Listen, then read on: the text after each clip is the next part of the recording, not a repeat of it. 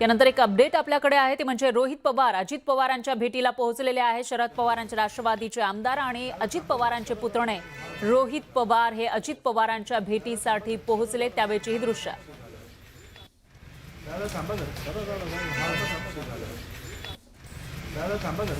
तर रोहित पवार यांना जेव्हा माध्यमांनी प्रतिक्रिया विचारली त्यावेळेला मात्र त्यांनी कोणत्याही प्रकारची प्रतिक्रिया दिलेली नाहीये आणि त्यामुळे नेमकी ही भेट कशासाठी असा सवाल या ठिकाणी उपस्थित होतोय। तर महापालिका निवडणूक पुणे पिंपरी चिंचवडमध्ये दोन्ही राष्ट्रवादी एकत्र आलेल्या होत्या आणि त्या ठिकाणी म्हणावं तसं यश राष्ट्रवादीला आलेलं नाहीये। मुख्यतः शरद पवारांच्या राष्ट्रवादीला खूपच कमी प्रमाणामध्ये आपली कामगिरी दाखवता आलेली आहे आणि त्यानंतर आता जिल्हा परिषदेची सुद्धा निवडणूक लागली आहे। या सगळ्या पार्श्वभूमीवर या भेटीला महत्त्व प्राप्त झालं। याविषयी अधिक माहितीसाठी आपले प्रतिनिधी अभिजित पोते हे आपल्या सोबत जोडले गेले आहेत। अभिजित, ही रोहित पवारांची भेट नेमकी कशासाठी आहे, काय हालचाली सुरू आहेत?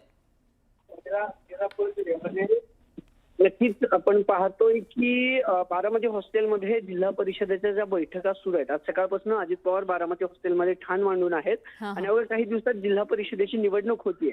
पुणे जिल्हा परिषदेचा जर विचार केला ना तर गेली 25 वर्ष राष्ट्रवादीची एक हाती सत्ता जी आहे ती या पुणे जिल्हा परिषदेत आहे। दादांना अजित पवारांना तीच सत्ता पुन्हा जी आहे पुणे महानगरपालिका आणि पिंपरी चिंचवड महानगरपालिकेच्या खरं तर निवडणुकीनंतर मोठा राष्ट्रवादीला धक्का बसलाय आणि आता जिल्हा परिषदेवर अजित पवारांनी लक्ष केंद्रित केलेलं पाहायला मिळते।